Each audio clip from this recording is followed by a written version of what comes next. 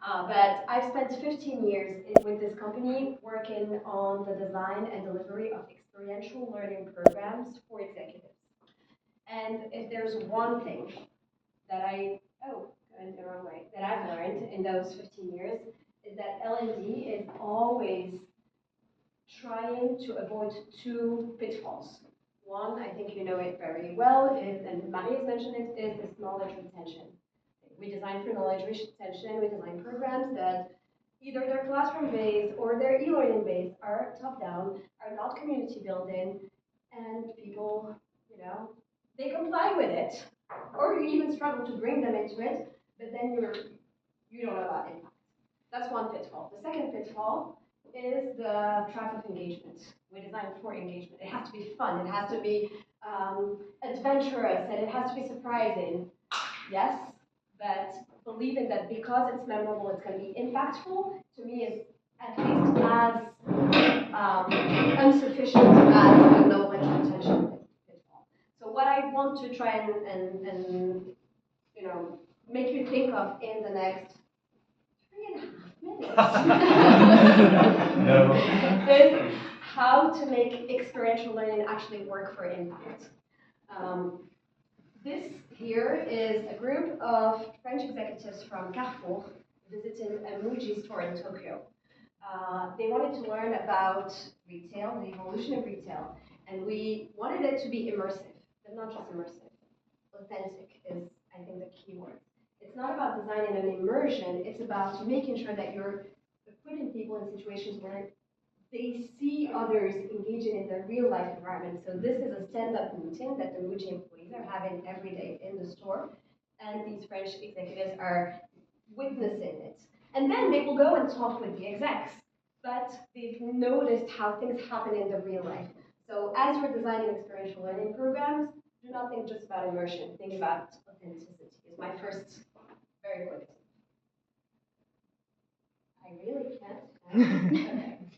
The second picture I want to share, this is actually a group of manufacturing executives from ThyssenKrupp. They do elevators, escalators, etc. They're in a hospital in Chicago. They were asking us to design a program on operational excellence. We took them to a hospital, element of surprise and unexpected. What they didn't know is that this hospital had in their management team people from the automotive industry, very well versed in Six Sigma, in lean manufacturing, etc. And so it was a very good example of, yes, it's surprising, yes, they're going to remember it, but it's also deeply relevant in terms of mindsets, competencies to the topic of interest. So it's not just about the fun and the surprise, it's about this balance of unexpected and relevant. My third tip has to do with the other piece. If you're familiar with the experiential learning cycle, it's not about, we don't learn from experience, we learn from reflecting on an experience. And oftentimes I see people in L&D putting a lot of attention to the experience itself, which is great, but then the reflection piece is a bit of an afterthought. We have a few minutes at the end. What did you learn? Take 2 minutes. I think putting as much emphasis in the way we design the debriefing sessions, the synthesis. We in our programs we sometimes record participants every day. They record themselves on what they've learned, what they want to change, and then there's a lot of tips and tricks to make sure that this reflection piece is really as well designed as the immersion.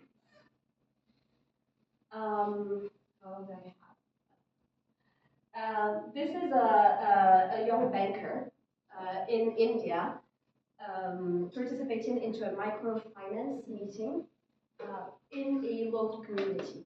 This was a program where we were really talking about the evolution of finance, and we could have gone through a lot of microfinance institutions, but sitting there, be on the floor, at the same level of the people you're talking to, understanding their real life.